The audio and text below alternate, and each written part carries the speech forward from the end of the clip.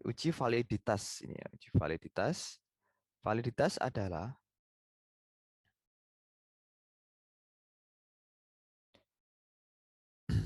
ketepatan ya atau kecermatan suatu instrumen dalam pengukuran. Uji validitas digunakan untuk menguji sejauh mana ketepatan atau kebenaran suatu instrumen sebagai alat ukur variabel penelitian. Jika alat ukur valid atau benar, maka hasil pengukuran pun pasti akan benar. Atau dengan kata lain, validitas ini berbicara tentang bagaimana suatu alat ukur yang digunakan memang telah mengukur apa yang ingin diukur. Kesesuaian ya, kesesuaian objek penelitian ya. Kebenaran dan kesesuaian objek penelitian ini adalah validitas ya, uji validitas. Apakah yang diukur itu sudah sesuai dengan alat ukurnya ya, sesuai dengan metode ukurnya. Apakah yang diukur itu sesuai dengan variabel pengamatannya. Secara umum, ya, engineer merancang sendiri instrumen pengukuran berupa pertanyaan yang berhubungan dengan persepsi responden. Item-item pertanyaan tersebut disusun berdasarkan kriteria yang diambil dari teori, sehingga dapat menghasilkan suatu instrumen yang benar dan rasional. Sedangkan uji reliabilitas, ya, reliabilitas ini digunakan untuk mengetahui konsistensi alat ukur. Apakah pengukuran yang digunakan dapat diandalkan dan tetap konsisten jika pengukuran tersebut diulang. Kalau tadi adalah apakah objek yang diukur itu sudah sesuai dengan alat ukurnya, ya. Sudah sesuai kevalidan objek. Kalau ini alat ukurnya, apakah alat ukur yang digunakan itu sudah sesuai, ya, sudah sesuai atau belum, sudah konsisten atau belum. Kalau konsisten berarti pada kondisi yang lain ya, misalnya sudah andal atau belum. Pada kondisi yang lain ini tetap andal ya. Alat ukurnya tetap bisa digunakan. Tapi kalau tidak reliable atau tidak konsisten, maka pada kondisi yang lain itu bisa menghasilkan hasil yang jauh berbeda. Sehingga nantinya kesimpulan dan keputusan yang kita ambil ya, dari data tersebut, ya, dari data yang diukur dengan alat ukur tersebut itu akan tidak baik ya. Kalau reliabilitas lebih ke alat ukurnya. Uji reliabilitas adalah suatu pengujian yang berorientasi pada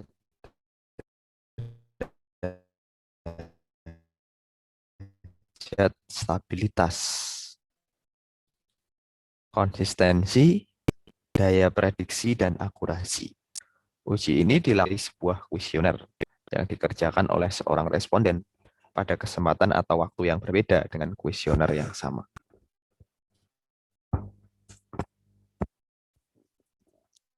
Reliabilitas suatu pengukuran juga menunjukkan sejauh mana pengukuran tersebut dilakukan secara baik atau bebas dari error, sehingga memberikan jaminan bahwa data hasil pengukuran tersebut konsisten meskipun dalam waktu yang berbeda, ya. Itu reliabilitas.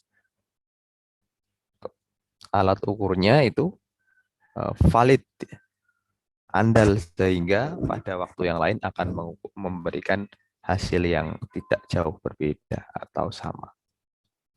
Ini adalah hubungan antara validitas dan uji reliabilitas.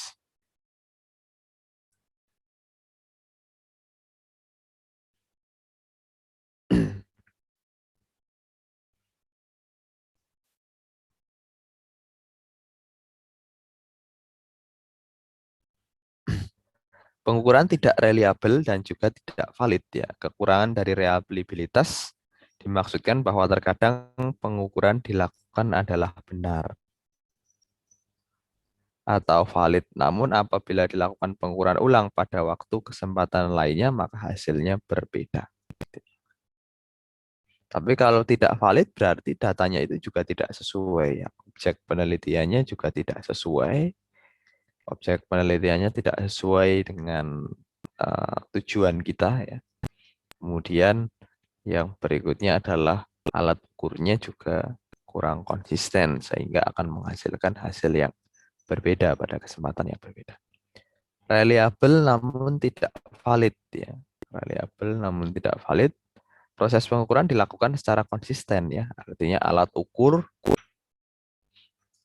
ukurnya itu sudah tepat, sudah bagus, sudah konsisten, andal. Namun konsepnya itu tidak sesuai sehingga objek pengamatannya variabel yang diamati itu tidak sesuai, tidak tepat. Sehingga reliabilitas ya data pada dalam waktu berbeda itu bisa menghasilkan konsistensi yang baik. Namun penilaiannya tidak valid karena objek maupun variabel yang diamati itu tidak sesuai dengan konsepnya. Valid namun tidak reliable. Valid bisa valid namun tidak reliable. Secara umum, hal ini disebabkan oleh adanya pertanyaan yang ambigu, sehingga menimbulkan multi persepsi bahasa maupun budaya responden yang berbeda, atau pertanyaan yang kemungkinan bisa berubah jawabannya disebabkan oleh waktu. Ya. Objeknya sudah sesuai ya, sesuai dengan konsepnya. Namun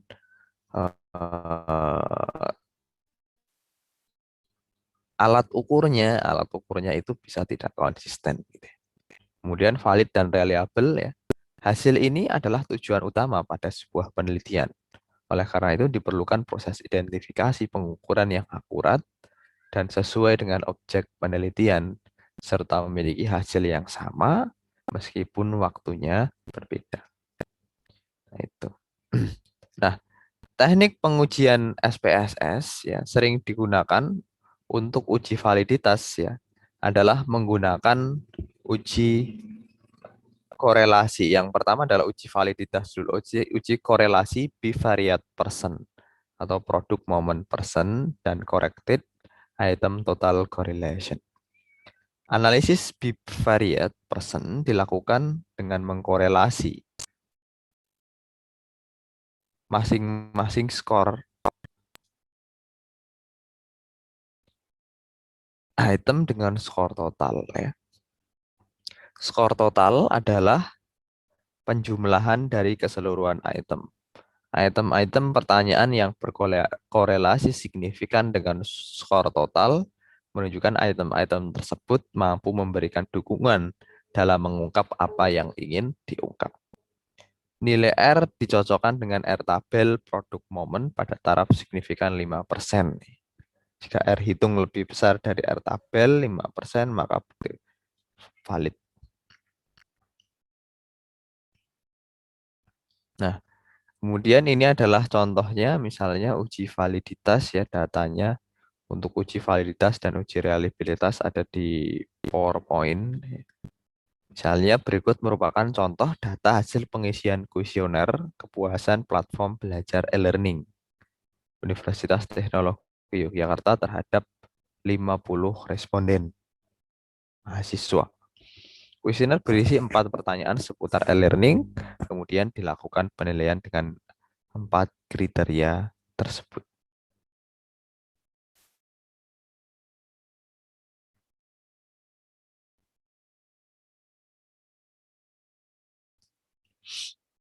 Ini ada data responden, kemudian ada 4 variabel penilaian yaitu bentuk dan tampilan, fitur, kecepatan, dan varian. Kemudian ada masing-masing responden itu mengisi 1, 2, atau 3. Yang berarti 1 itu kurang puas, yang 2 adalah cukup puas, yang 3 puas. Gitu ya. Nah, hal ini akan kita analisis dengan uji validitas dan uji reliabilitas. Yang pertama uji validitas terlebih dahulu, maka disiapkan sheet SPSS-nya ya.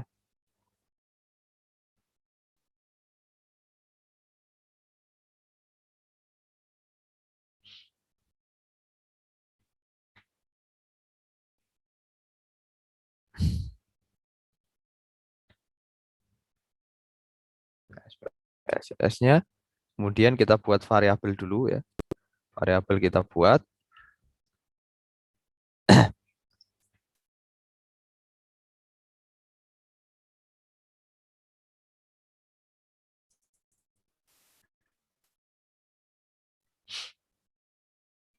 Variabelnya ada responden, bentuk dan tampilan, fitur, kecepatan, dan varian.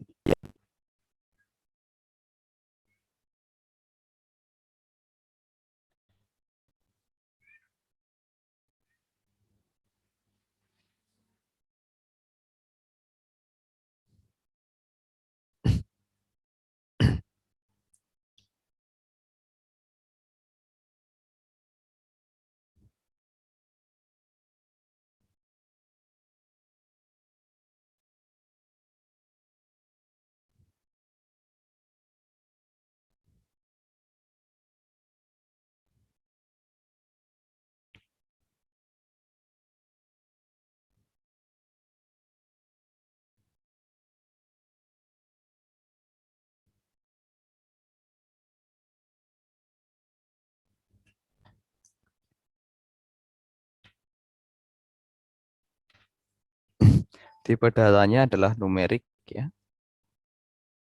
Kemudian desimalnya itu 0, tidak ada desimal.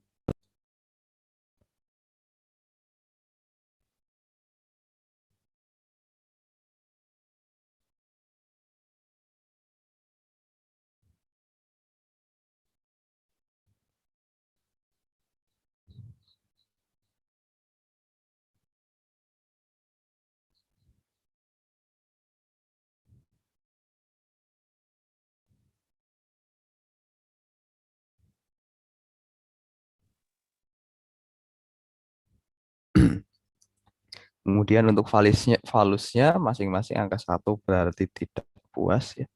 Tidak puas, kurang puas ya. Angka 1 berarti kurang puas.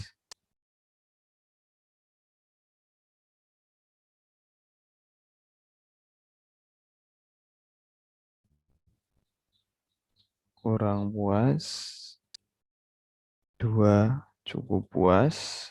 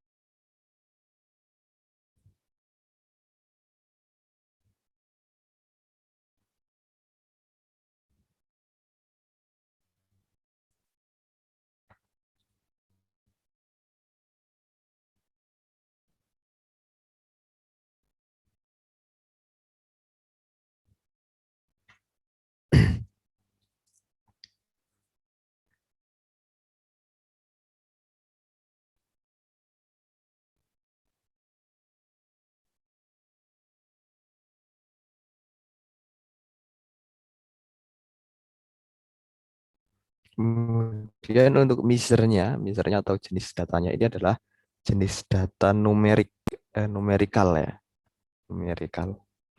Responden itu dalam angka, scale, bentuk vektor juga dalam angka, scale semuanya adalah dalam scale.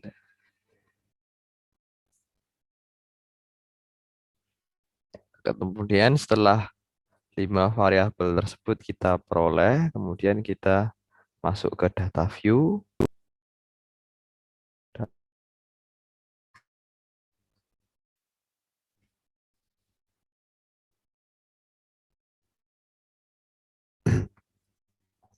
Masing-masing kita copy datanya. Itu ada data uji validitas dan reliabilitas. Dari responden kita ada 50 data, 1 sampai 50.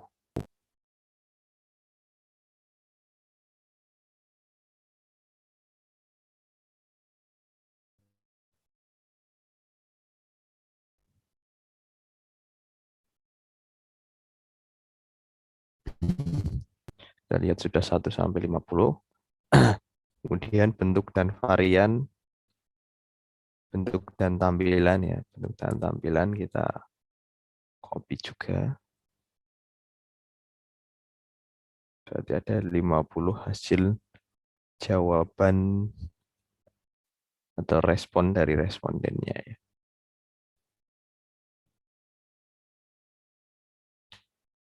Bentuk dan tampilan ya, bukan bentuk dan varian. Kita perbaiki. Kita lihat sudah 50 tercopy. Ini bentuk dan tampilan.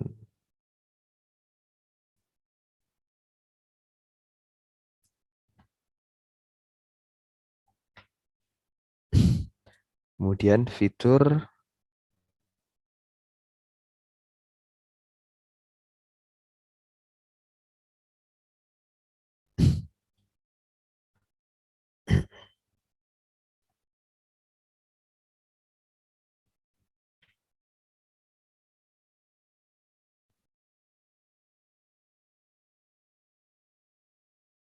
kita copy juga.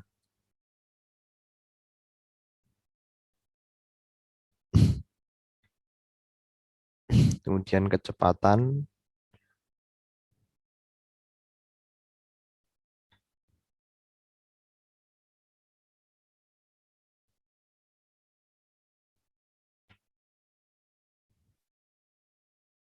Kita copy.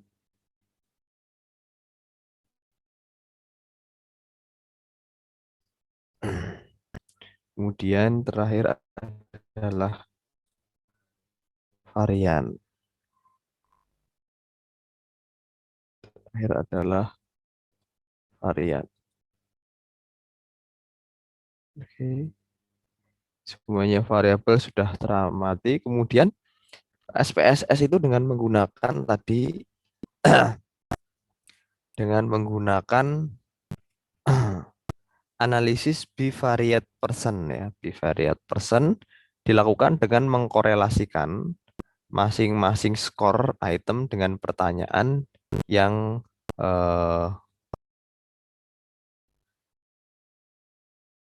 dengan pertanyaan tadi kita lihat mengkorelasikan masing-masing skor item dengan skor total.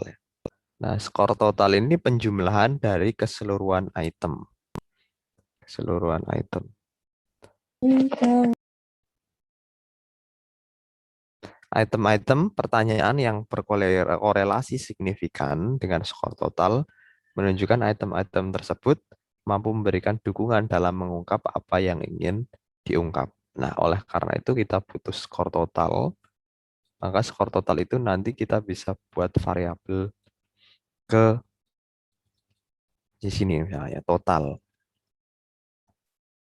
Skor total ya. Skor total. Skor total. Total seperti ini, numerik sifatnya, desimalnya tidak perlu. Ini skor total. Dan jenis data ini center. Jenis datanya adalah scale. Ini ya skor total.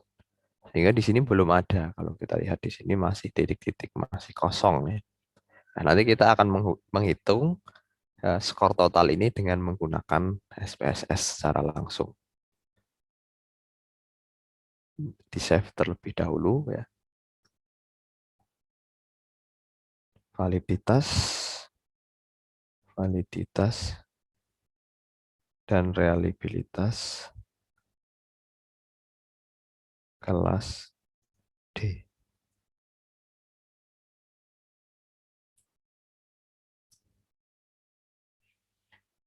Ya, silahkan dibuat sampai di sini ya. Dimasukkan data-datanya, kemudian ditanyakan yang belum paham.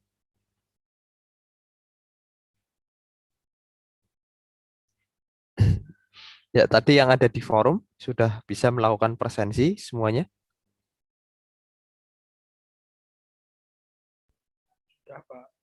Sudah ya.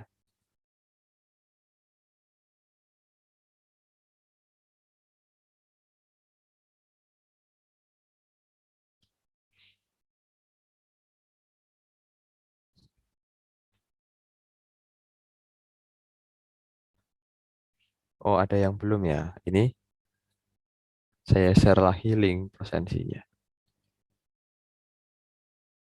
Nah, silahkan bisa melakukan presensi ya.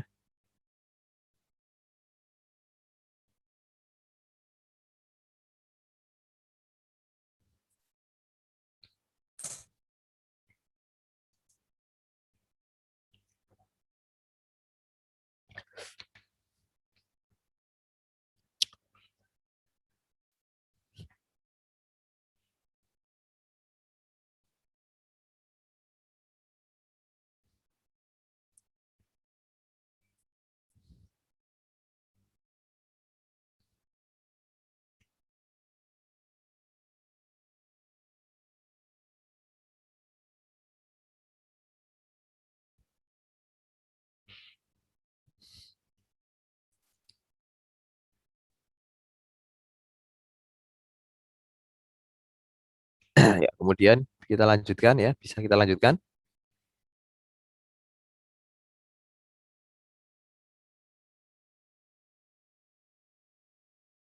Bisa kita lanjutkan? Bisa, Pak. Oke. Kemudian skor total ini bisa kita analisis ya dengan SPSS yaitu dengan menu transform. Transform. Kemudian ada di sini pilihan compute variable. Ini kalkulatornya SPSS ya, compute variable. Ini kalkulator yang ada di dalam SPSS. Target variabelnya ini adalah skor total. Skor total.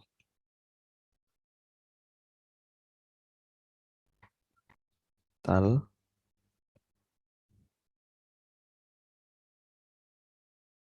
Skor total. Kemudian di sini ada numeric expression ya. Di sini dari bentuk tampilan ya. Varian bentuk tampilan kemudian ditambah ini. Ditambah fitur ke kanan ya. Kecepatan. Kemudian ditambah lagi kecepatan ke kanan. Kemudian eh, ditambah lagi varian. Nah, seperti ini, buat seperti ini ya. Bentuk tampilan, klik tanda panah kanan, ya. Kemudian ditambah, fitur ditambah, kecepatan ditambah, varian ditambah.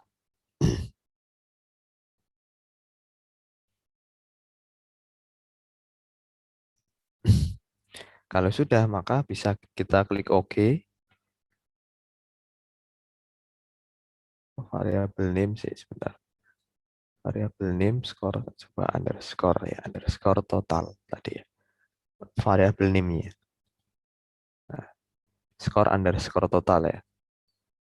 Name variabelnya bukan labelnya ya. Tadi saya ketik labelnya ya. Ini variabelnya score underscore total. Kemudian kalau sudah seperti ini maka oke.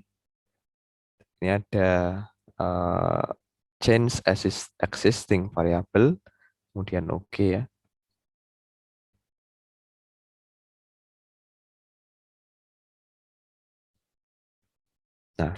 Nah, maka secara otomatis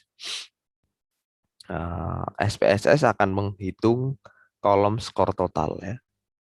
Skor total ini adalah penjumlahan tadi rumus kita ya, yang kita rumuskan dalam transform compute variable tadi adalah penjumlahan dari bentuk tampilan ditambah fitur, tambah kecepatan, tambah varian. Sehingga bentuk tampilan itu 1, tambah fitur adalah 1, ya, tambah kecepatan 2, tambah varian adalah 1. Sehingga 1 tambah 1 tambah 2 tambah 1, 5. Dan seterusnya ya, yang baris kedua ya misalnya 3 tambah 2 tambah 2 tambah 1, 8. Dan seterusnya sampai baris 50. Nah, itu sudah dihitung skor totalnya. Kemudian kalau sudah skor total ini baru kita bisa melakukan tadi ya analisis bivariate person ya untuk uji validitas data.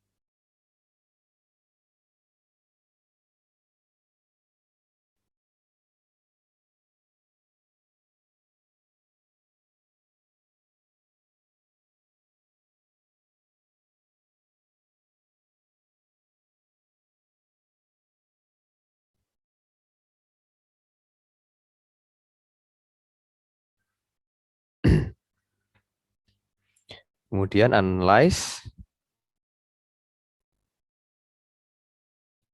uji validitas data yaitu analyze, kita masuknya adalah correlate ya, correlate tadi correlate bivariate ya. Analyze, correlate, bivariate ya. Nah, di sini variables yang akan kita amati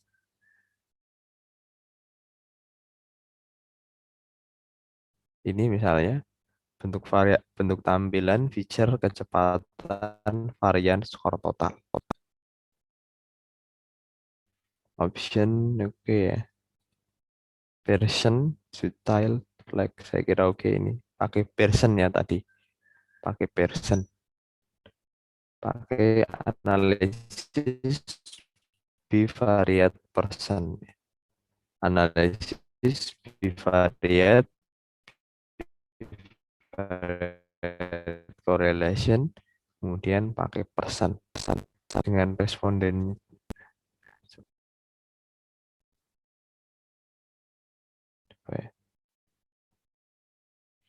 Kemudian baru oke.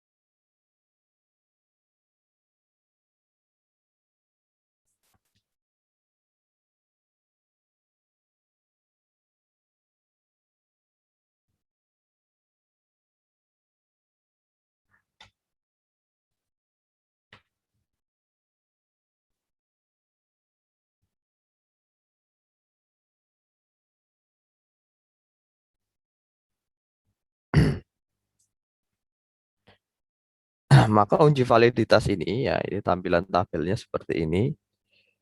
Tampilan tabelnya seperti ini ya.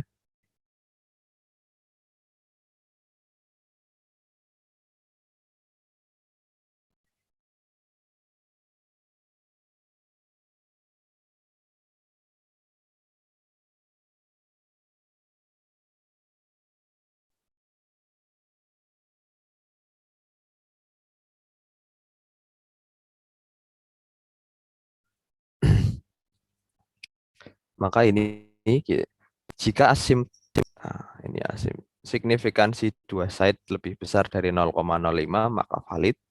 Jika kurang dari 0,05 maka dia tidak valid ya nilainya di sini. Signifikansi two tiled ya. Angka kalau lebih besar dari 0,05 ya maka dia valid. Kalau kurang dari 0,05 maka dia tidak valid. Nah, ini adalah angka-angkanya, nilai-nilainya ya. Nilai-nilainya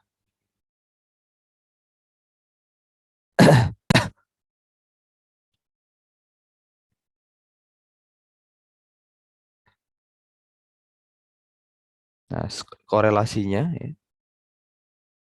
korelasinya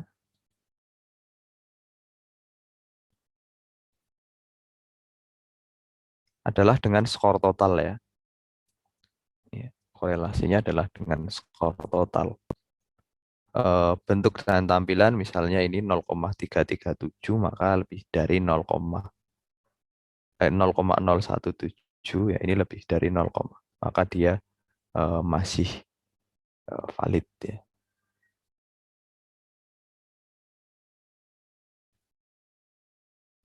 Dan seterusnya. Ada yang tidak valid, ini contohnya feature ya, ini kurang dari 0,05 maka tidak valid.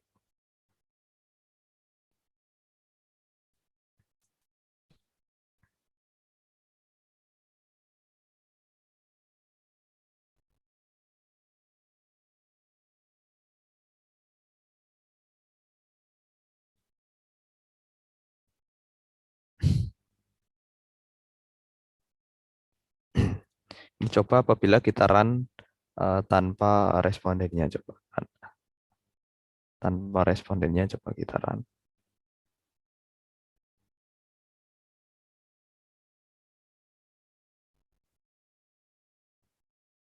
Respondennya kita keluarkan ya. Kemudian kita oke.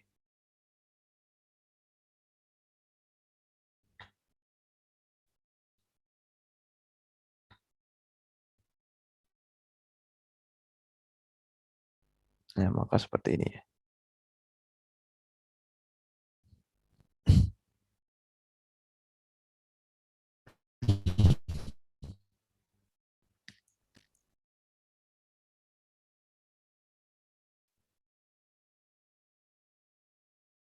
Sama. Nah, seperti itu ya. Untuk uji validitas. Kemudian berikutnya berikut berikutnya uji reliabilitas ya, uji reliabilitas.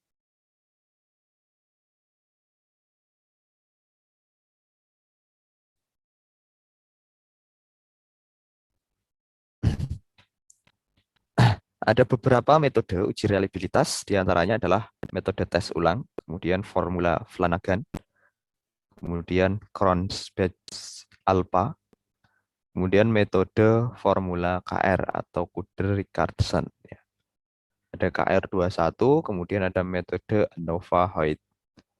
Metode yang sering digunakan dalam penelitian adalah metode Cronspach alpha. Metode ini sangat cocok digunakan pada skor dikotomi antara 0 sampai dengan 1 dan akan menghasilkan perhitungan yang setara dengan menggunakan metode KR20 dan ANOVA-Hoyt. Reliabilitas ini berarti dapat dipercaya ya, sehingga nanti yang akan kita lakukan di SPSS adalah metode Cronspach alpha. Cronspach alpha, yaitu kita ingin mengetahui berapa nilai eh, nilai pengamatan yang kita lakukan ya, nilai data statistik yang ada, yaitu antara nilai 0 sampai dengan 1. Reliabilitas berarti dapat dipercaya, artinya instrumen dapat memberikan hasil yang tepat. Alat ukur instrumen dikatakan reliable jika menunjukkan konstanta hasil pengukuran dan mempunyai ketetapan hasil pengukuran sehingga terbukti bahwa alat ukur itu benar-benar dapat dipertanggungjawabkan kebenarannya. Sehingga nanti ada beberapa kategori seperti ini. Nah, yang kita lakukan adalah dengan data yang tadi, masih dengan data yang tadi, kemudian kita analyze, kemudian kita pilih menu scale ya, kita menu scale. Kemudian di sini ada pilihan reliability analysis, ya. Reliability analysis.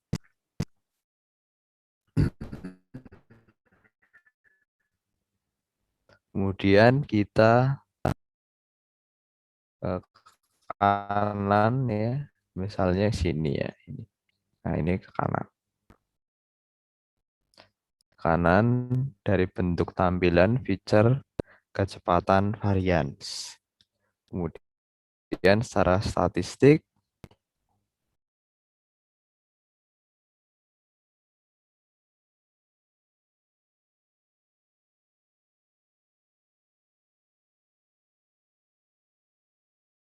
ini tidak ya.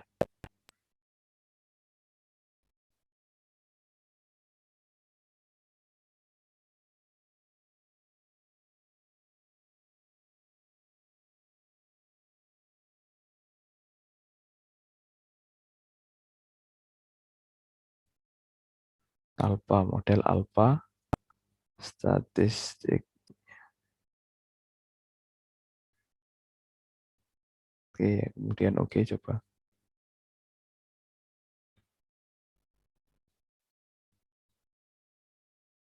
Nah, kita lihat kalau sudah oke maka akan menunjukkan angka Crossbench alpha ini adalah min 0,79 dengan n of item adalah 4 ya. 4 variabel angkanya min 0,79 ya. Cases processing summary valid 50 data ya, sehingga total 100% data valid dengan jumlah item pengamatan 4. Sehingga menunjukkan nilai kita lihat Crossbench alpha 0, min 0,079. Berarti ini masih sangat kecil, berarti masih kurang reliable ya. Kurang reliable artinya data tersebut apabila alat ukur tersebut ya, apabila digunakan pada kesempatan yang lain, ini bisa menunjukkan hasil yang berbeda.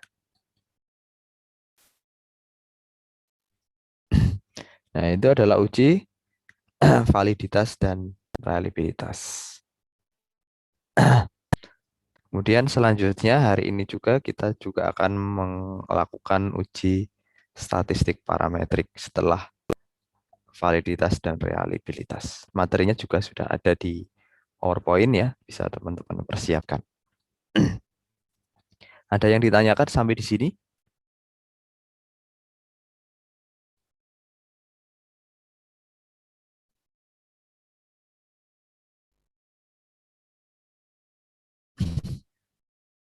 Kalau belum ada, kemudian kita ke statistik parametrik. Statistik parametrik. Dalam statistika ya, kita agak cepat ya karena ini pertemuan terakhir ya. Pertemuan terakhir sebelum UTS ya. Setelah ini sudah tidak ada pertemuan lagi. Ini ada yang belum lagi ya, belum presensi. Ini kode presensinya saya share lagi. Ya,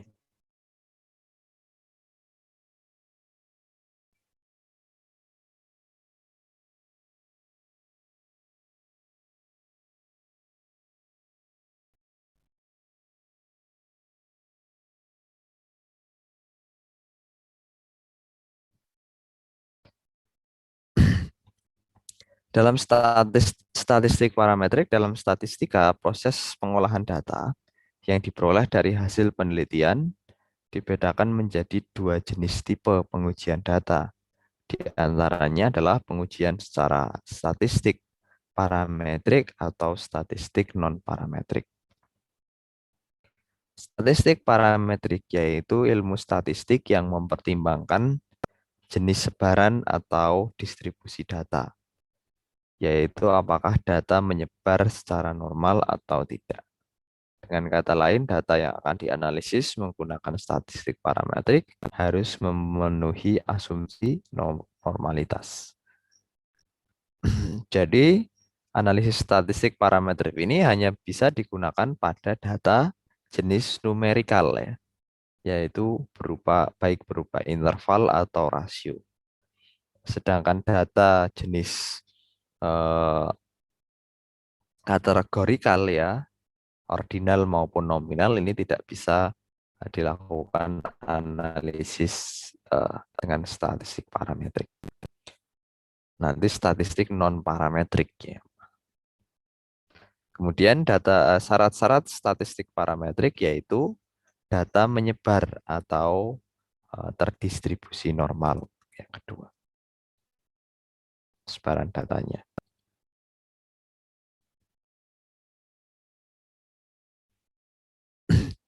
Keunggulan dan kelemahan statistik parametrik. Syarat-syarat parameter dari suatu populasi yang menjadi sampel biasanya tidak diuji dan dianggap memenuhi syarat. Pengukuran terhadap data dilakukan dengan kuat. Kemudian observasi bebas satu sama lain dan ditarik dari populasi yang berdistribusi normal serta memiliki varian yang homogen. Kelemahan, populasi harus memiliki variansi yang sama. Variabel-variabel yang diteliti harus dapat diukur setidaknya dalam skala interval. Kemudian dalam analisis varian ditambahkan persyaratan rata-rata dari populasi harus normal dan bervarian sama dan harus merupakan kombinasi linier dari efek-efek yang ditimbulkan.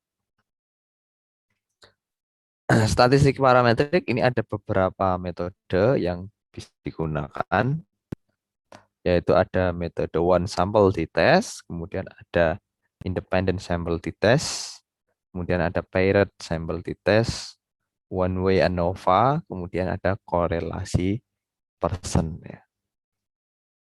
Yang pertama adalah, dan masing-masing ini memiliki fungsi yang berbeda-beda, ya. Fungsi parametrik yang berbeda-beda, tergantung dari yang ingin kita cari itu apa ya. Yang pertama adalah one sample t-test.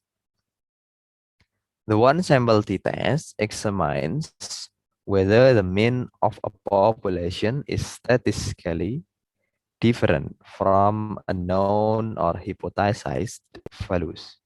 Jadi, one sample t-test itu examines, memeriksa whether apakah rata-rata dari suatu populasi itu secara statistik, secara one sample t-test, secara statistik parametrik ini berbeda atau sama dengan yang kita ketahui atau hipotesis kita atau dugaan kita, dugaan awal kita. Jadi misalnya ada dalam satu angkatan 200 mahasiswa ya misalnya. Nah, kita ingin mengukur rata-rata tinggi badannya. Maka misalnya akan saya ambil berapa 10 sampel mahasiswa ya, dari tiap kelas saya ambil 2 misalnya, 2 mahasiswa. Nah, dari situ kita ambil rata-ratanya. Nah, diperoleh misalnya rata-ratanya 150, 170.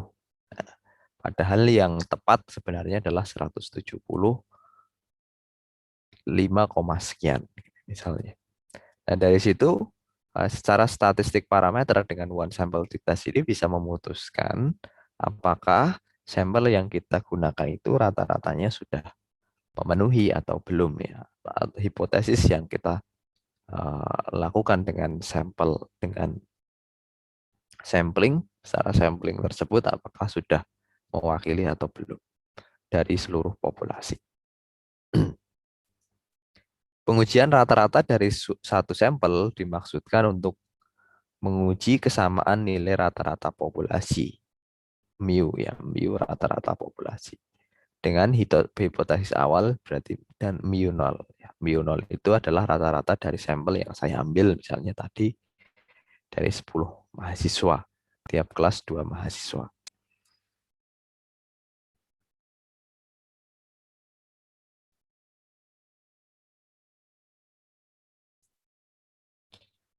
Jika tidak sama atau terlalu jauh ya terhadap rata-rata populasi, maka tidak sama dengan mu nol, maka hipotesis ditolak.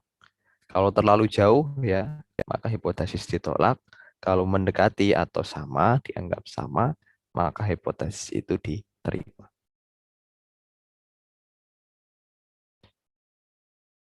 Nah, ini misalnya adalah ada suatu data ya. Berikut merupakan data jumlah produksi dan jumlah pesanan dari jarum suntik di suatu pabrik alat kesehatan pada bulan Juni ya. Dari hari pengamatannya ada 30 hari ya, 30 hari pengamatan dengan masing-masing ada jumlah produksi dan jumlah pesanan jarum suntik yang berbeda-beda. Jumlah produksi ada 340, ada yang 350, kemudian ada yang 301 dan seterusnya.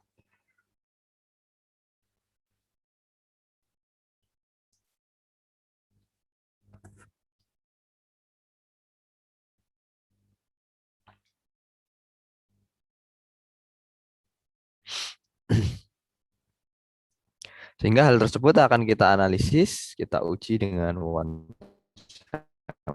sample t-test ya. Maka kita buat sheet baru. Silahkan dibuat sheet baru, file new data. Nah, dibuka data baru, ada variabelnya one sample t-test ya. Ada variabelnya yaitu adalah variabel hari pengamatan, jumlah produksi, dan jumlah pesanan.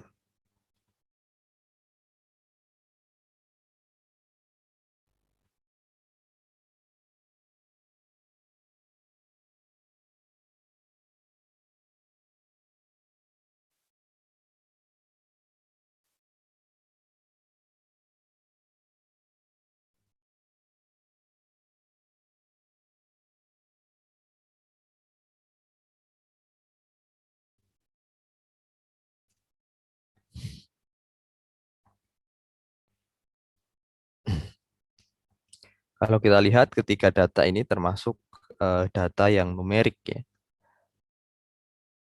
termasuk data yang numerik dengan desimalnya itu tidak ada ya, jumlah ya, jumlah jarum suntik sehingga tidak ada koma-koma.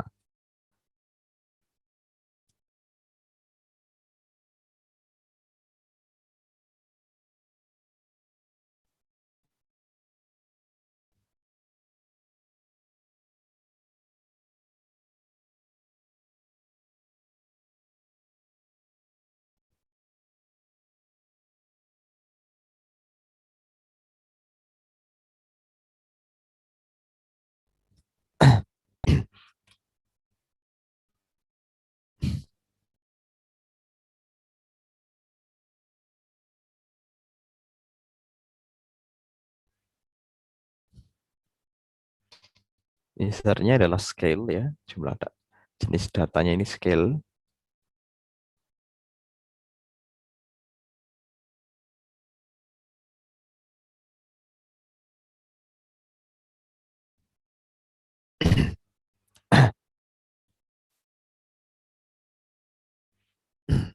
Setelah itu kita isi bagian data view, kita copy ya, yaitu ada hari pengamatan 1 sampai dengan 30. Kita copy ke datanya.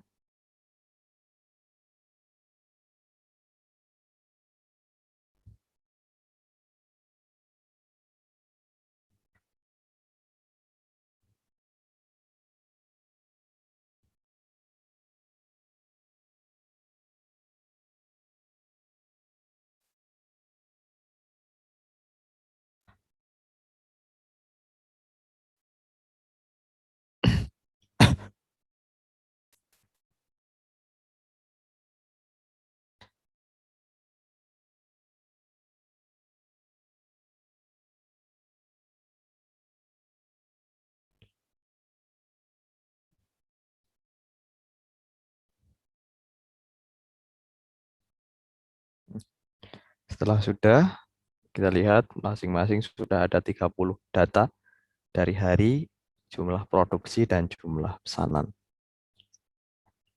Kemudian sampai di sini silahkan di-save terlebih dahulu ya. Misalnya one sample, sampel, Dites kelas D.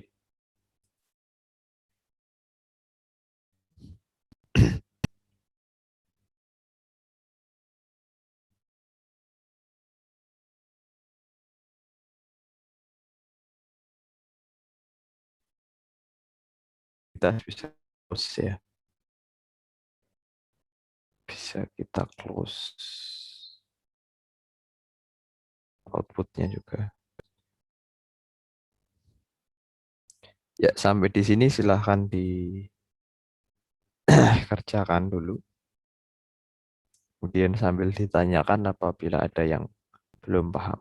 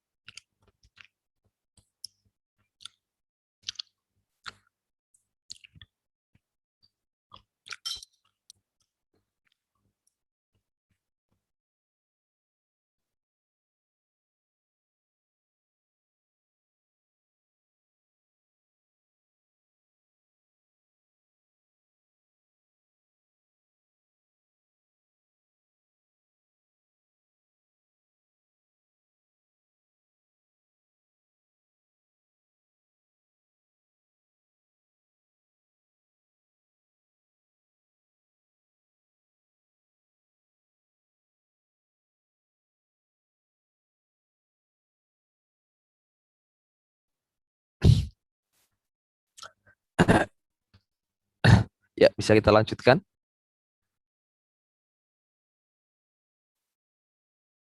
Bisa?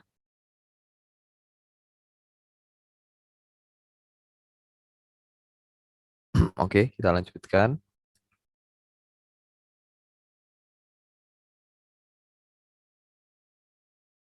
Dan kita ya, yaitu analyze ya,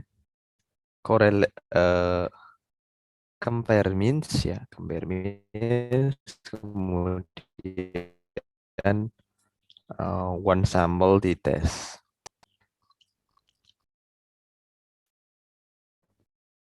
Kemudian jumlah produksi. Nah, di sini ada tes value. Tes value ini adalah perkiraan rata-ratanya, perkiraan rata-rata ya.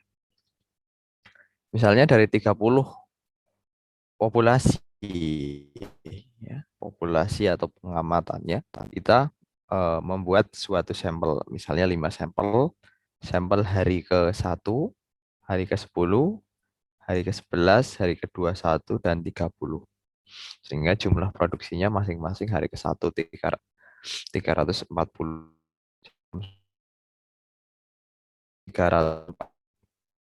ke hari ke-10 304, hari ke-11 317, hari ke-21 304, hari ke-30 362. Kemudian kita cari rata-ratanya yaitu ya, produksi dibagi 5 hari. Ketemu 326,8. Sehingga misalnya awal rata-rata kita adalah 326,8 untuk jumlah produksi ya. Kemudian option confidence interval percentage 95%. Jadi data dengan tingkat kepercayaan 95% atau signifikansi 5%. Ini oke. Kemudian setelah itu kita klik.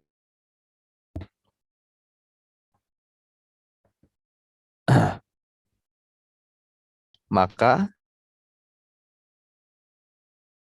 statistik dan ada one sample test ya. One sample statistik ini menurut seluruh populasinya ya. Jumlah datanya adalah 30. Kemudian Jumlah datanya adalah 30, N-nya kemudian min-nya ya. Yang menjadi rata-ratanya itu adalah 324,30. 324 total dari 30 data. 326,8. 326,8 kemudian menunjukkan angka-angka seperti ini. Yang pertama adalah 0,746. Di PowerPoint ini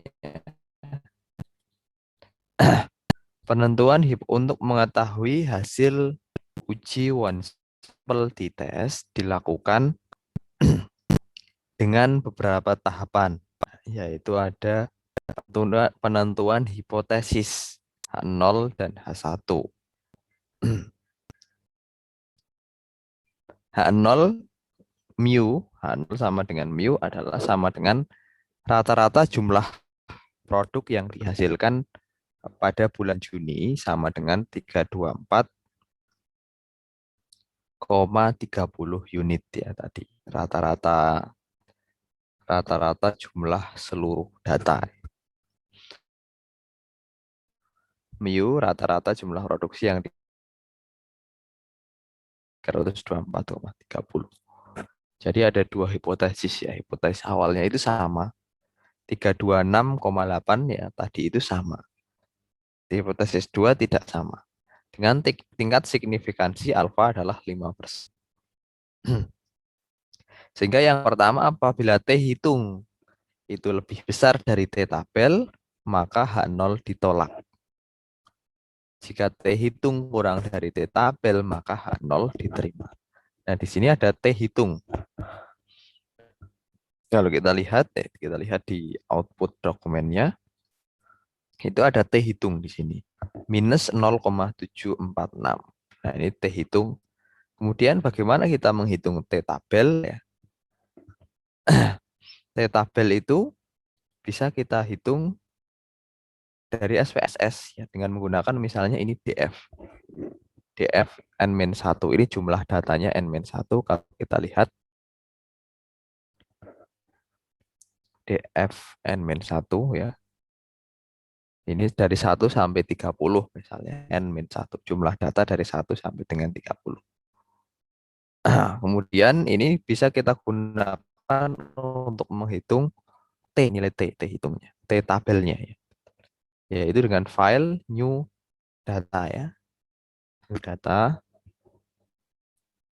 New data, kemudian kita buat variabel df,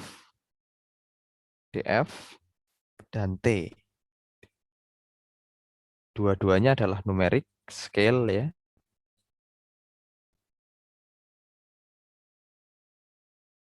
Df dan t. Ini ya. Kemudian di data view sudah ada dua kolom df dan t. Kemudian data yang df tadi ya n-1 jumlah n itu jumlah data dikurangi 1 ya. Jumlah datanya bisa 1, bisa 2, bisa dan seterusnya ya. Karena jumlah data ini bervariasi, bisa sampai ribuan atau puluhan ribu data. Nah, ini kita misalnya copy sampai 30 data saja.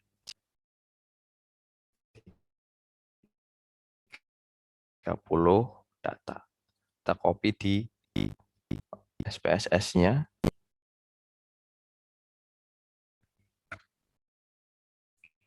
Kita copy di SPSS-nya.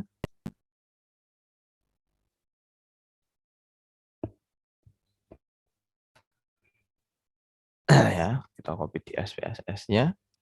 Kemudian T ini ya kita hitung dengan kalkulator tadi ya, dengan menu transform. Setelah kita copy, silahkan sampai di sini dikerjakan dulu.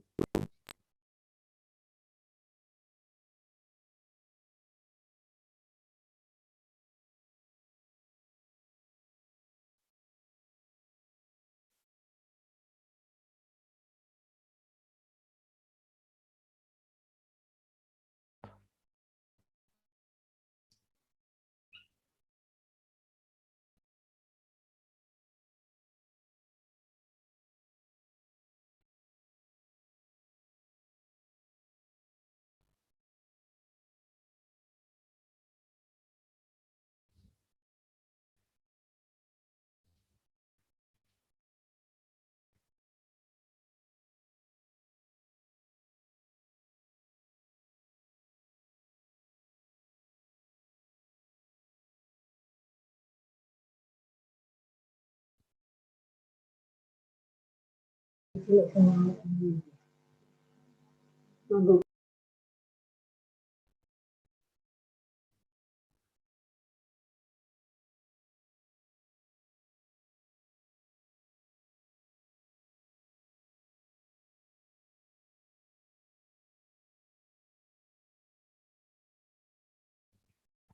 kemudian kita lanjutkan. Kita hitung nilai T, yaitu transform compute variable. Kemudian target variabelnya adalah T. Nah, T. Kemudian ya target variabelnya itu T. Yang ingin kita hitung adalah T-nya. Kemudian function groupnya. Di function group ini kita pilih yang inverse DF. Inverse DF. Kemudian yang ini kita pilih IDFT ya. IDFT gini ya. IDFT, kemudian kita klik tanda panah ke atas ya. Jadi IDFT seperti ini. Kita pilih tadi tingkat kepercayaan datanya 95% atau 0,95.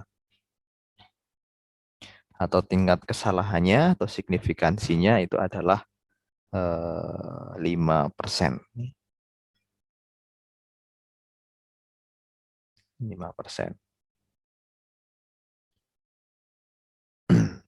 Kemudian setelah itu bagian koma ini ya, koma tanda tanya yang satunya kita ubah menjadi DF gini ya, DF. Jadi ini rumusnya IDF titik T buka kurung 0,0,95 koma DF. T yang akan kita cari dari DF dengan tingkat kepercayaan data adalah 95% atau 0,95.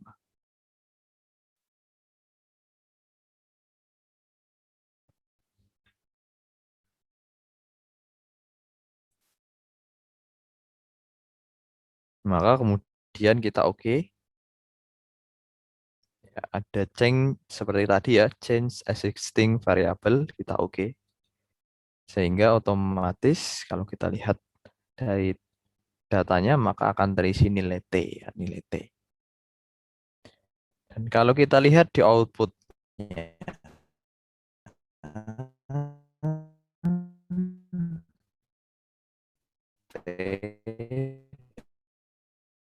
dari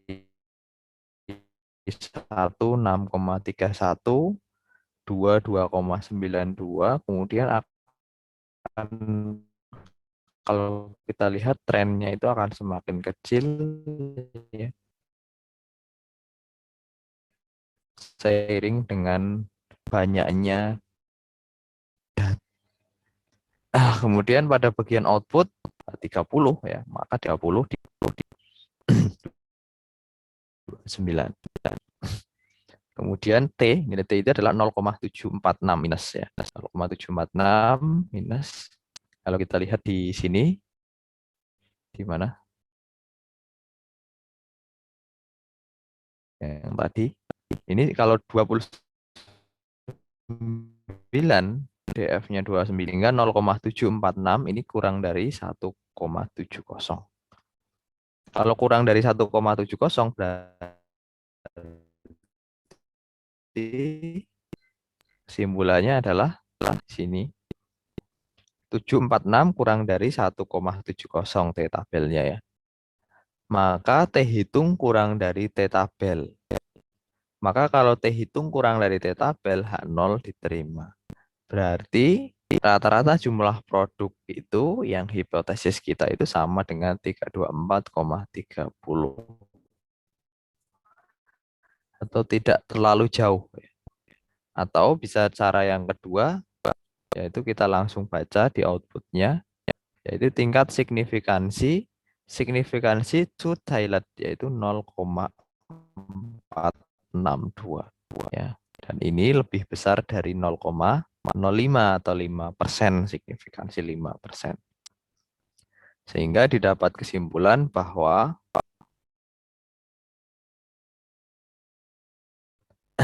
karena signifikansi to Thailand ini lebih besar dari alfa, dan T hitung itu kurang dari T tabel, maka H0 diterima. Kesimpulannya, jadi dengan tingkat signifikansi 5% ya, didapatkan kesimpulan bahwa rata-rata jumlah produksi yang diproduksi pada bulan Juni sama dengan 326,80 unit. Itu tidak terlalu jauh ya, artinya tidak terlalu jauh.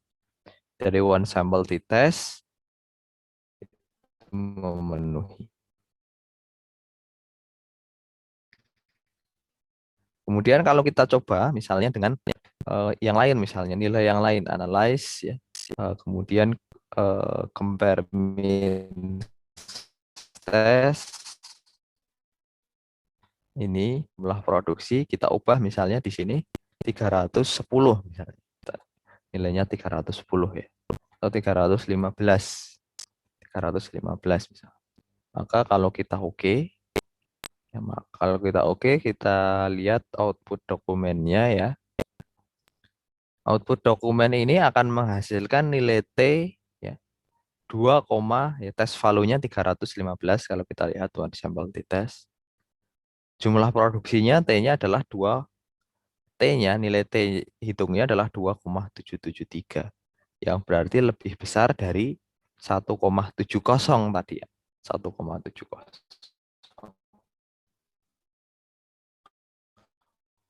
Yang berarti dan signifikansi Taillet-nya itu 0,010 atau kurang dari balikannya yang tadi ya. Bahwa angka 315 itu terlalu jauh dari 324,3.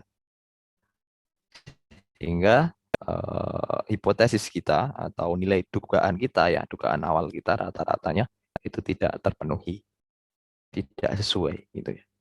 Nah, itu adalah one sample t-test.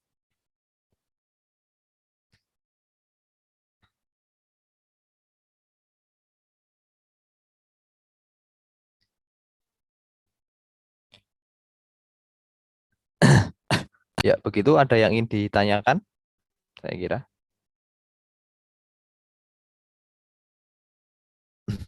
Kalau tidak ada, Mbak Asisten ada? Untuk penyampaian tugasnya, Pak. Ada ya? Iya, Untuk ada. untuk materi Anda sudah sampai mana ya? Sampai ini, Pak. One sample t-test. Ya, one sample t-test ya. Iya, Pak. Nanti dilanjutkan ke itu ya, apa independent sample t-test ya, Mbak? Untuk Bisa? hari ini lanjut ke one sample t-test. Oh, one sample t-test ya, Independen. oke. Hari ini sampai independen gitu, Pak.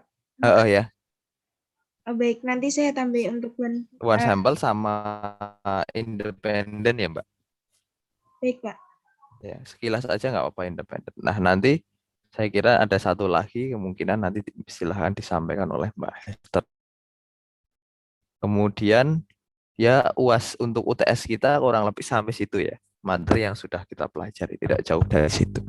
Terakhir statistik parametrik one sample t-test, kemudian nanti kemungkinan akan ditambah oleh Mbak Hester satu lagi independent sample t-test. Itu materinya juga sudah ada di PowerPoint. Teman-teman lihat contoh. Saya kira seperti itu. Ada yang ingin ditanyakan? Ya kan? Kalau tidak ada, nanti silahkan dilanjutkan dengan Mbak Esther. Untuk presensi sudah semua ya? Sudah bisa melakukan presensi semua ya?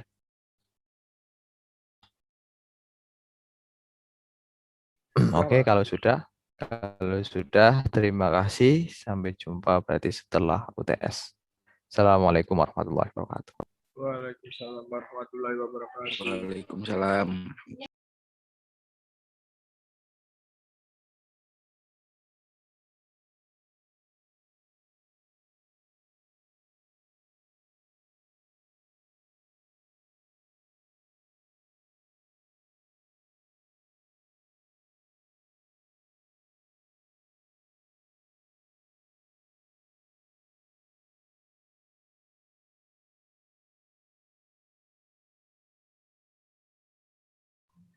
Oke, share screen saya udah terlihatkah? Sudah, Mbak. Sudah. Kita lanjut ya materinya. Tadi udah dijelaskan mengenai validitas, reliabilitas, dan one sample t-test.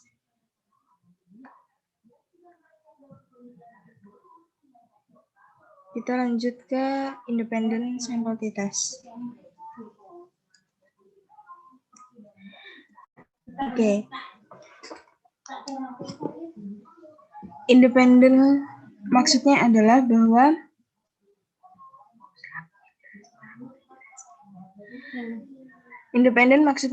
bahwa populasi yang satu tidak dipengaruhi dengan populasi yang lain. Jadi tidak berhubungan populasi yang satu dengan populasi yang lain. Analisis independent sample t-test dalam kasus digunakan untuk membuktikan ada tidaknya perbedaan yang signifikan pada dua populasi yang bersifat independen. Nah, langkah-langkahnya adalah melakukan input data ke SPSS dan lain sebagainya. Nanti kita akan presentasikan.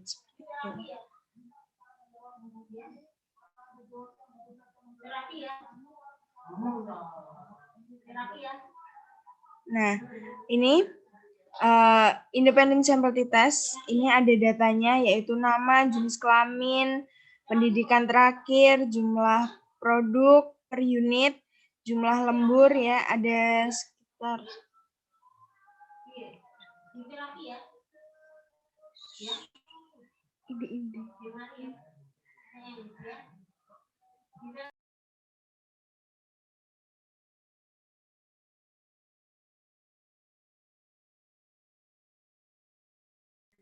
ada 15 data dengan keterangan bahwa jenis kelamin untuk satu itu perempuan laki-laki, untuk kedua itu perempuan, dengan jenis pendidikan terakhir yaitu perguruan tinggi, SMA dan SMK. Ini untuk jenis kelaminnya di value, pendidikan terakhirnya juga di value dengan keterangan demikian. Kemudian diolah seperti tahapan yang tadi, sehingga menghasilkan bahwa jumlah produksi untuk laki-laki dengan N9, N itu jumlah data ya, jumlah data untuk laki-laki itu ada 9 data, untuk perempuan itu ada 6 dengan rata-rata itu 128,89 dan 150,83 untuk perempuan. Untuk standar deviasinya untuk jumlah produksi laki-laki itu ada 33,706, untuk jumlah produksi perempuan ada 39,296 dengan standar error 11,235 untuk laki-laki dan 16,042 untuk perempuan. Nah, kemudian untuk jumlah yang dilihat pada independent sample t-test ini adalah pada baris equal variance assumed. Nah, pada seek to tilde-nya seperti itu. Untuk mengetahui hasil independent sample t-test, maka dilakukan beberapa tahapan, yaitu penentuan hipotesis H1, H0 seperti itu. H0 tidak terdapat perbedaan pada jumlah produksi jarum suntik pada bulan Januari pada PT Sejahtera berdasarkan jenis kelamin. H1 terdapat perbedaan pada jumlah produksi jarum suntik pada bulan Januari pada PT Sejahtera berdasarkan jenis kelamin pekerja dengan tingkat signifikansi atau alfanya 5%. Daerah kritisnya, jika T hitung lebih besar dari T tabel, maka tolak H0. Tapi jika T hitung lebih kecil dari T tabel, maka tolak H0. Daerah kritisnya, seek to tilde-nya lebih besar dari alfa, maka terima H0. Jika seek to tilde-nya itu lebih kecil dari alfa, maka tolak H0. Pada uji statistik tadi, seek to tilde-nya itu kan 0,268, sedangkan alfanya itu 0,05. Maka seek to tilde-nya itu lebih besar dari alfa sehingga diterima H0-nya. Kesimpulannya, jadi dengan tingkat signifikansi 5, dapat disimpulkan bahwa tidak terdapat perbedaan jumlah produksi jarum suntik di bulan Januari di PT Sejahtera berdasarkan tingkat jenis kelamin. Seperti itu, ada yang mau ditanyakan atau mau langsung ke SPSS-nya? Halo?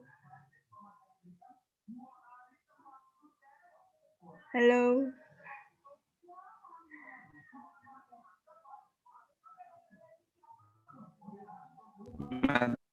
Materinya itu di-share enggak, Kak? Di-share? Nanti ya? Oh, oke, di-share ya. Bentar, tak share ke grup.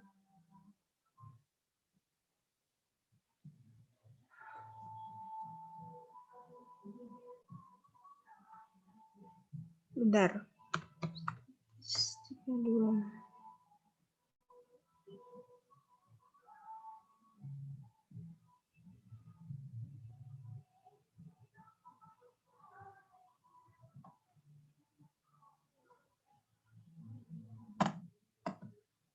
Untuk tugas mingguannya nanti sampai one sample test aja, nggak sampai yang ke independen.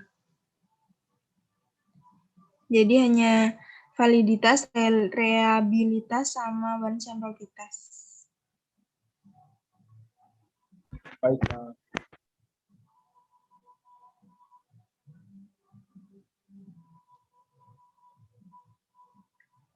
Udah saya kirim untuk materinya. Ada yang mau ditanyakan dulu? Karena untuk independent sample test masih sekilas ya. Untuk mengawal, ya sama. Untuk independent sample test itu sama kayak one sample test. Jadi dalam pengolahannya harus ada uji normalitas, keseragaman, validitas, dan reliabilitas dulu. Ketika data yang akan diuji ke independent sample test itu bisa lolos uji ini, maka baru diuji independent sample testnya. Seperti itu. Dan untuk penentuan H0, H1, H0 itu dipastikan negatif. Maksudnya itu pasti ada kata tidaknya. Meskipun nanti diterima H0, tapi datanya itu menunjukkan adanya perbedaan. Nah, berarti kalimatnya adalah tidak ada persamaan gitu kan antara produksi jarum suntik berdasarkan jenis kelamin. Nah, untuk yang H1-nya adanya persamaan, berarti kan sesuai dengan data yang kita dapat, pengolahan data yang kita dapat, gitu kan, kalau memang terjadi ada perbedaannya, ya kita pilih yang H0-nya, gitu kan, kalau H0-nya itu yang terpilih, kayak gitu. Paham nggak maksudnya? Jadi, untuk H0 itu emang dipastikan negatif, gitu. Kalimatnya kalimat negatif, gitu. Pasti ada kata tidaknya. Nah, tergantung kalian. Kalau kalian lihat datanya, ini ada perbedaan, berarti cara ngolah kalimatnya itu gimana yang biar menunjukkan bahwa itu ada perbedaan gitu kan. Kalau misal dari hasil data itu sigtutelnya lebih besar dari alfa, maka kan diterima H0-nya.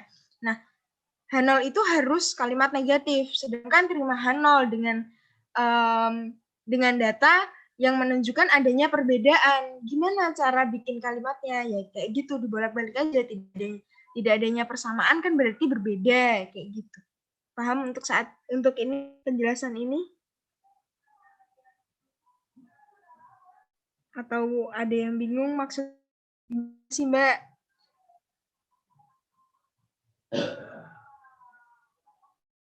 Halo? Halo? Untuk analisisnya seperti itu ya.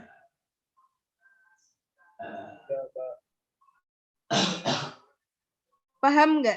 Atau bingung? Insya Allah. Insya Allah paham atau insya Allah bingung?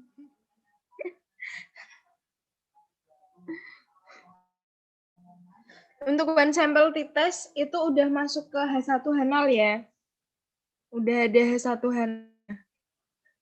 Udah masuk ke hipotesis. Oke. Langsung ke penyampaian tesnya ya. Bentar, aku share screen.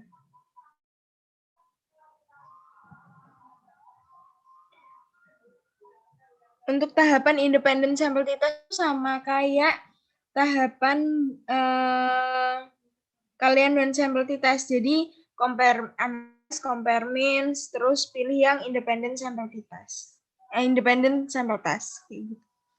Oke. Kasus untuk minggu ini ya. Minggu kemarin nggak ada studi kasus kan ya. Udah gabung jadi studi kasus 2 minggu yang lalu. Di sini untuk studi kasus validitas dan reliabilitasnya, tim HRD perusahaan hendak melakukan penilaian rutin terhadap karyawan berdasarkan hasil penilaian terhadap penilaian dilakukan pada 20 orang dalam waktu 1 bulan dengan nilai yaitu 1-100. Aspek kerja yaitu keuletan, keramahan, ketelitian, tepat waktu, tanggung jawab, dan kedisiplinan terhadap pekerjaan di bagian produksi. Nah, dengan ketentuan seperti biasa, latar belakang, rumusan masalah, tujuan, manfaat, literatur, metode pengolahan data, pengolahan data, hasil dan pembahasan, analisis hasil pengolahan data, kesimpulan, daftar pustaka. Nah, aku mau menjelaskan, jadi setiap harinya itu penilaian dilakukan 20 orang. Jadi untuk 1 bulan itu ada berapa data? 1 hari 20 orang yang dinilai dengan nilainya itu tepat waktu, tanggung jawab, kedisiplinan, dan lain sebagainya itu. Itu 1 hari 20 orang. Kalau 1 bulan ada berapa orang? Ada berapa data yang ada gitu nantinya? Ada yang tahu? Diambil 30 hari atau 29, Kak? Rata 30 hari aja.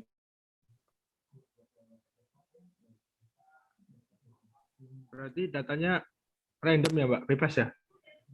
Iya, ini untuk jumlah datanya kan sama.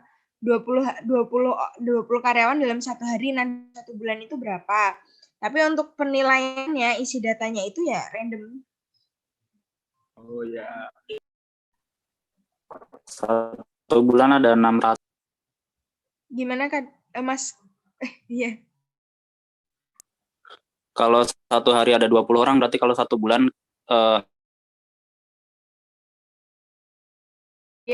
dan penilaiannya ya itu di random untuk setiap variabel. Ini kan ya Kak, tadi harinya hari 1 hari 1, terus jumlah untuk karyawannya 1-20 kayak gitu kan, terus aspek penilaiannya ya ini yang jadi variabelnya gitu kan. Nah, kalian ngasih nilai untuk setiap variabelnya itu dari kalian bisa rank between. Seperti itu. Paham? Untuk studi kasus validitas reliabilitasnya. Oke, paham ya. Kemudian untuk one sample, di sini studi kasusnya seorang owner hendak melakukan pelatihan rutin dalam rangka meningkatkan produktivitas, kualitas terhadap 150 karyawan. Pelatihan dilakukan 4 kali dalam sebulan pada akhir minggu dengan pelatihan seperti pemecahan masalah secara cepat, ketepatan pengambilan keputusan, dan penarikan kesimpulan pada 60 masalah dalam waktu 1 jam. Aspek pertimbangan penilaian keberhasilan yaitu latar belakang pendidikan, jumlah pelatihan yang terselesaikan secara tepat, dan perubahan kinerja setelah dilakukan pelatihan dengan format laporan, latar belakang, rumusan masalah, tujuan, manfaat, literatur, metode pengolahan data, pengumpulan data, pengujian data. Pada pengujian data ini ada subbabnya lagi yaitu uji normalitas, uji keseragaman data, uji validitas, dan uji reliabilitas data. Kemudian pengolahan data, hasil dan pembahasan, analisis hasil pengolahan data, kemudian kesimpulan, dan daftar pustaka.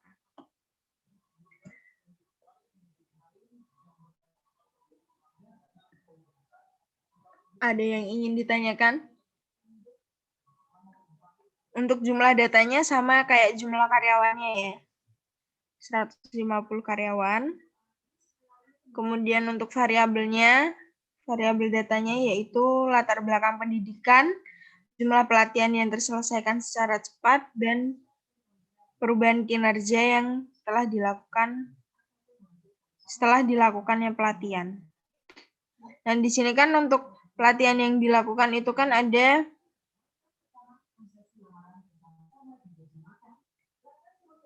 tiga kan ya. Nah, di situ mungkin dalam minggu pertama ada yang hanya menyelesaikan satu, hanya menyelesaikan dua, seperti itu.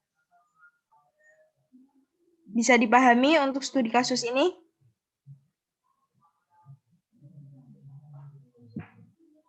Halo? Insya Allah.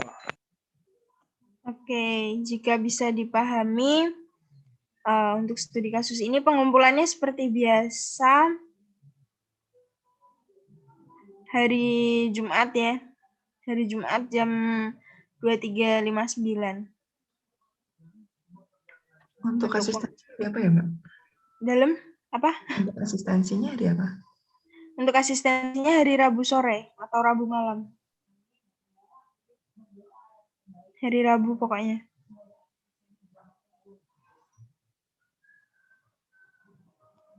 Oke, mungkin itu yang bisa saya sampaikan. Jika ada yang mau ditanyakan, bisa ditanyakan nanti di grup kelas atau saat asistensi.